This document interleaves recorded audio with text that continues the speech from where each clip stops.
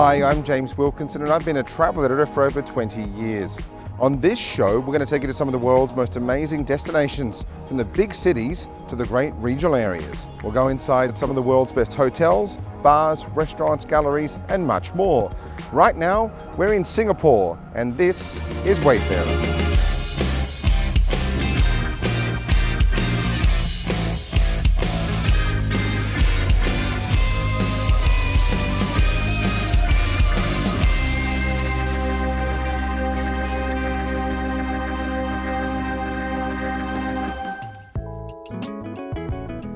Singapore is known for its fantastic bars and restaurants, shopping, hotels, attractions, and for being one of the financial powerhouses of Asia.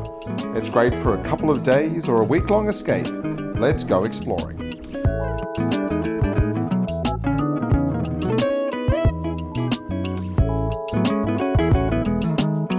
There's 13 restaurants here at Fairmont Singapore and Swissotel, the Stamford Singapore. We're going to now find out about some of the highlights with the General Manager of Food and Beverage, Emmanuel Benardos.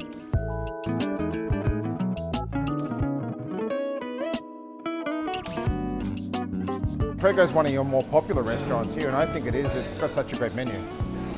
Look, it is, and the wonderful thing about Italian food, like a lot of cuisines, when executed properly, can have a really, really great range from the young to the old, even if you've got dietary restrictions and requirements. Yeah. Italian food's one of those great foods that, at the hands of a master, can be made into something delicious, across the spectrum of all types of and variations of Italian food. I really like the design in here too. It's very you've got those Italian influences in here. It's very comfortable with nice rich colours. Just a nice space, lots of light coming in. Yeah, look, it certainly is. And with this restaurant as well, it's a very smart looking restaurant that also serves breakfast, lunch and dinner 7 days a week. So the design of the place, the colours used, the way it feels, and who would have thought that we're sitting in the centre of Singapore? Yeah. And you've got a lot of outlets here in the hotel. So one of the 13 you have here, you've got modern British, you've got Italian, you've got brasserie style food, a lot of different variations here. Yeah, absolutely, and then we've got cocktail bars, I've got a nightclub as well here, and a few others. So a lot of options for the guests in the hotel here that you can have a different meal every day you're here. Yeah, absolutely, yeah, without a doubt. Now, well known for your wines in this hotel as much as anything, aren't you? Yeah, we certainly are. So we've got a really specific want to make sure that people, in a city where people talk about how expensive wine is, how accessible our wine prices are. Awesome. Well, let's go and check out one of my other favourite places in here, which is the Brasserie, which actually has an amazing craft beer range. Yeah, brilliant. No worries. I'll take you back through.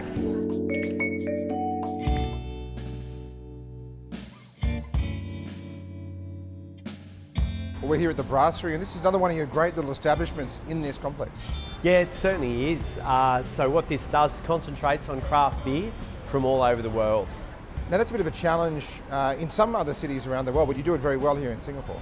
Look, we're very, very lucky with Singapore. We've got access to products from all corners of the globe, and we can get really, really fresh product in thanks to the amazing freight services that are available to us all around the clock.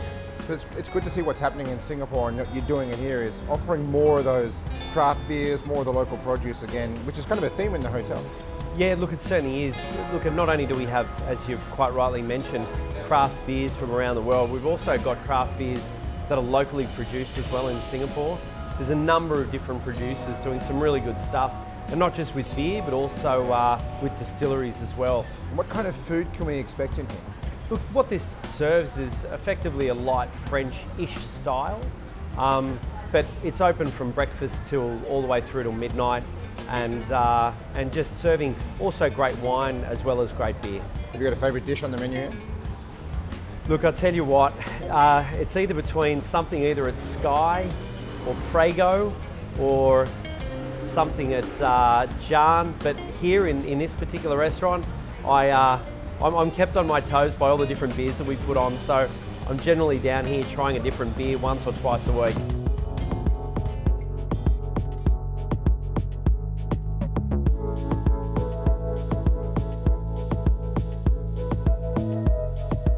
One of the best restaurants here in Singapore is JAAN by Kirk Westaway. He's also one of the top chefs in town and produces some amazing modern British cuisine. Let's go and catch up with him now and find out what it's all about.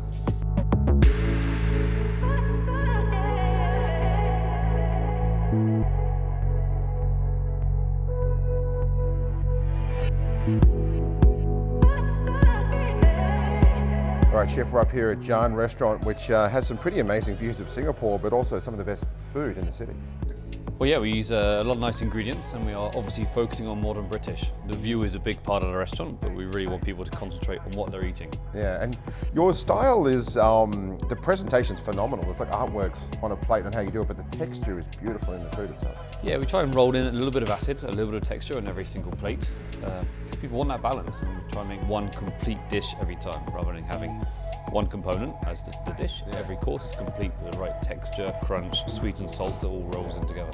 Now, you've literally designed everything from the menu to the actual dishes and plates and everything in here. Tell us about how you do that. So it's like a real theatre coming up here and quite an experience. Well, yeah, we try and roll it into an experience rather than just a meal. So, like as I mentioned, the plates and the ceramics, I work very closely with a company in Bali, and we sit down and we design the elevation and the texture and the feel to almost all the ceramics in the restaurant. And this is one of the big pieces. So this is the egg that we serve an egg dish inside, and it's quite a showpiece that we serve into the restaurant. Fantastic. And it all kind of emerges together into quite a nice format in the restaurant. And procuring the food, Singapore doesn't have a lot of the natural produce like this, so whereabouts are you getting the food from? A lot of my ingredients, as we're doing modern British, I'm trying to source from England and Europe, but now fortunately we have a small farm downstairs. We're able to source lots of herbs and flowers and leaves as well that we're bringing into the restaurant on a daily basis. When it comes to some of this food, have you got a few favourites at the moment, a few dishes that you like to have sort of year round when you can? So a couple I've spread out here for you. This is actually the tomato dish. It's been on the menu for a while, but one of my favourites and one of the customers' favourites I thought I'd show you today. Basically a heirloom tomato with a combination of pestos and purees and sauces.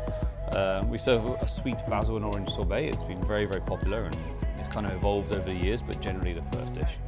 The egg dish I just explained is underneath is a little egg white custard with confit egg yolk, some caviar, pickled onions, pickled mushrooms. We serve it with toast, which is, in England you have a soft egg with soldiers. In Australia you have like a dippy egg, people call it. So it's that kind of concept, bringing you back to your childhood and featuring memories of what you might have had when you were younger. And we serve that at the table with the shell and a little bit of smoke, so it's the whole component, which is a nice showpiece.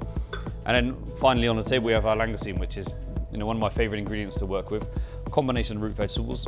Right now we're rolling into the autumn winter menu, and this one's served with root vegetables, roasted potato, chervil, celeriac, salsify, and we've got a little white truffle on there as well. And how important is the wine pairing up here? I noticed you've got a fantastic wine list with some of the world's best drops on there, including some beautiful English sparkling as well. So how important is that again alongside the food? We do focus quite heavily on the wine. Every single dish and every component will have a wine pairing. So we'll make the dish in the kitchen. My sommelier team, we've got a few guys lined up and the manager himself. We'll all get together, we'll taste a selection of wines of every single course and make sure that's the one to be paired with the menu. Obviously in the evening there's 7 courses, plus some snacks and some final sweets and bits in between. So it's very important to get the right synergy between all the drinks and all the food. There are a lot of people constantly in the hotel, and you've got a lot of different experiences, but this one really is a standout. We try our best. We do. We enjoy what we do, and we all work very hard. I've got a big kitchen team, big restaurant team. We're all very, very focused, and we love our job. We love to be here day in, day out, and trying to create something special for the guests and for ourselves. So it's a great place to be. Let's go into the kitchen now and check out one of Chef Kirk's top dishes. So we're going to build a heirloom tomato dish. Here we've got a little tomato that's basically been hollowed out and restuffed with a rich tomato mix. We've got a couple of little cherry tomatoes. Here we've got an orange cheese pesto made from mimolette cheese. These ones are little yellow tom berries that come from Japan. Very sweet and very delicate flavour. Next we have a couple of regular ciabatta croutons.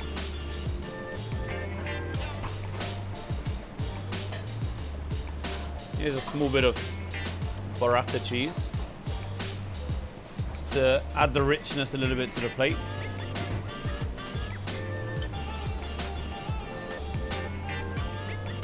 I like to add a little bit of sweetness to the tomato, so we'll season it with some 12-year-old aged balsamic vinegar. Here we have a couple of mini olive oil pearls. This one is some sliced Ardonio black olive, which increases the seasoning and the salt portion for the dish. So here's some little micro basil that we grow in our garden in the hotel just downstairs.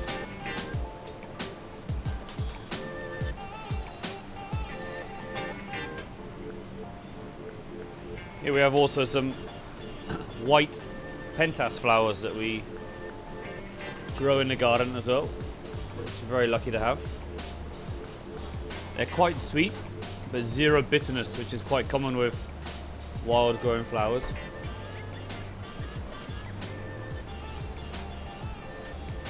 Okay, sorbet.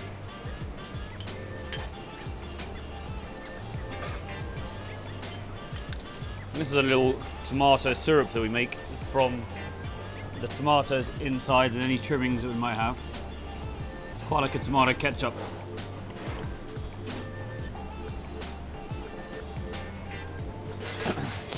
And I like to finish it off with a nice spoon of basil sorbet that's been made with orange juice and fresh basil.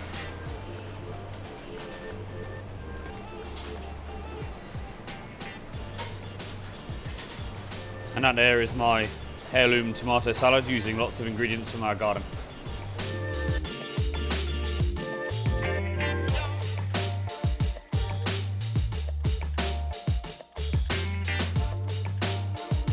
Up on level 70 at Swissôtel the Stamford in Singapore, you'll also find SKAI Restaurant and Bar, one of the most stylish spaces in the whole city.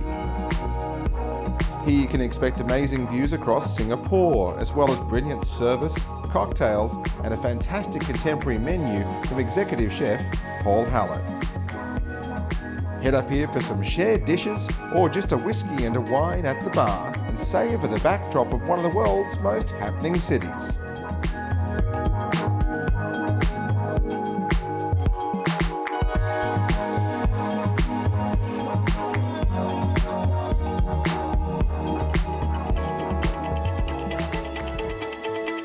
Coming up on the next episode of Wayfarer,